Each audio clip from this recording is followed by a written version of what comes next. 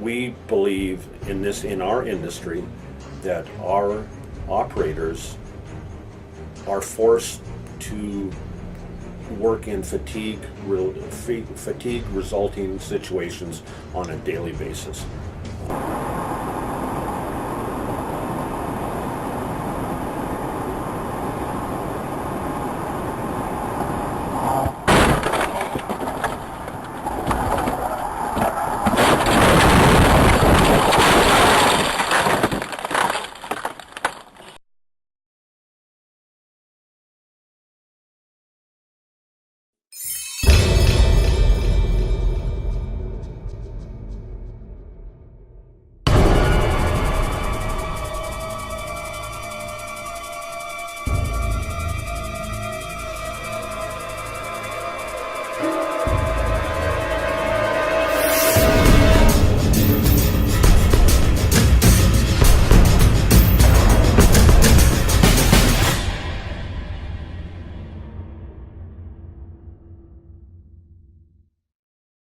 Fatigue slows reaction time, decreases awareness, impairs judgment. For these reasons, allowing this legislation to continue, we're essentially endorsing danger on the roads, thus affecting the critical lives of our passengers and our workers. We are increasing rather than decreasing health and safety issues and the possibility of critical body trauma, including death. There was a recent accident in the Bronx in New York. The findings came out yesterday and established that driver fatigue was the single causal factor of this accident. Going through New York, the bus driver fell asleep going around the curve, rolled the bus on its side.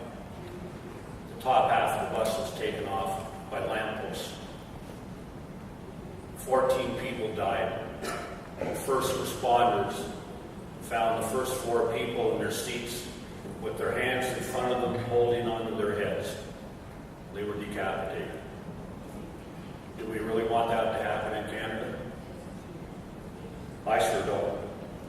This issue is a serious issue which needs to be addressed and changed, and by a change I'm referring to a change in current legislation. According to an article written in Washington, D.C., driver fatigue is the single largest fatal inner-city cause of fatal inner-city bus accidents. ATU reacted to the Department of Transportation shutdown of over 26 bus operators just recently for an immense hazard of public safety. In the USA, we are pushing for a Driver Fatigue Prevention Act, which is legislation introduced by Senator Charles Schumer. We need the same kind of legislation in Canada. The objective of this act would be to extend the overtime protections for the Fair Labor Standards Act to over-the-road drivers.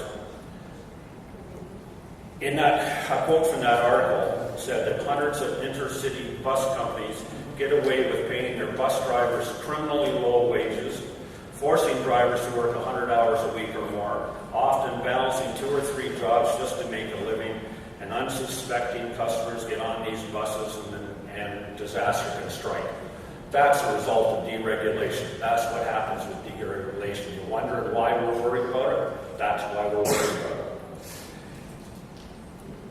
This quote sums up the major issue and the hazard associated with fatigue. It strikes a nerve and forces us to reflect on the danger of the issue. We need to have our voices heard, and we need to change the legislation. Second thing I'd like to address, and I chatted about, is address the issue of major potential growth for the ATU in general in Canada. It all will have an impact on fatigue. However, my goal is I would like to see this ATU grow. We've been stagnant for quite a while. I think you'd have to agree that the majority of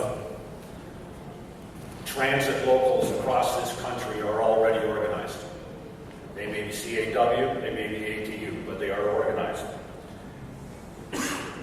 There's an astonishing number of 174 over-the-road companies in Canada. Four are unionized. We need to organize and mobilize and get these people into our particular ATU and let our Canadian Council grow. This means that we as executives, individual locals, and the union as a whole must take the necessary steps to unionize all of them and get them on board to change legislation. If we do not, the ones who are not unionized will undercut our companies and take away our business, resulting in huge job losses, an issue that has already happened in our union and my local. We need to get them on our side in order to change the legislation. Remember, our essential goal here is to increase the ability to change legislation. As I said, the legislation is a huge issue in the over-the-road business. It is what drives the operation fatigue, which leads to bus crashes, which leads to people dying. Pay close attention to the following statistics, please. 36% of motor coach crash fatalities over the past decade have been due to driver fatigue.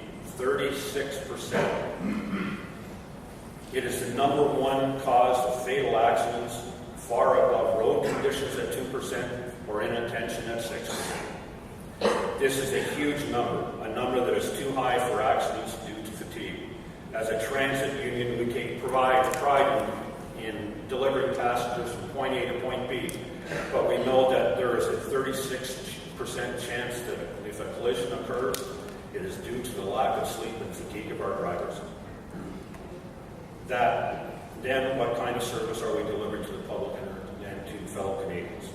The jobs are underpaid, the hours are long and are deadly.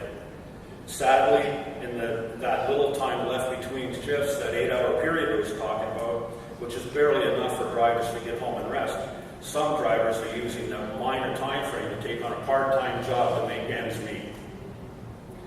This is not only the wrong answer to the underpaid job and long hours, it also increases vigorously the potential of serious collisions due to extreme fatigue.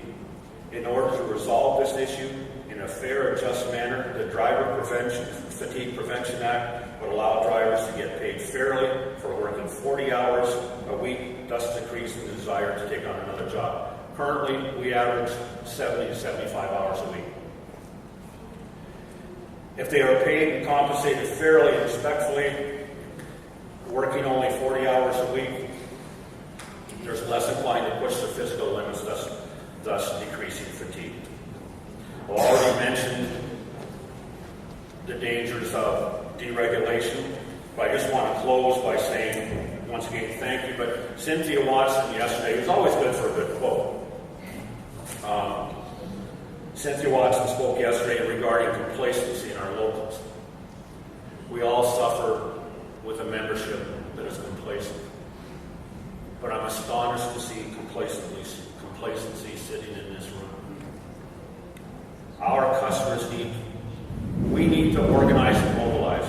Our customer base could and should be our major supporter. My dad always said, even if you're on the right track, if you stand still, you're going to get run over, and I implore us all, let's not get run over. Thank you.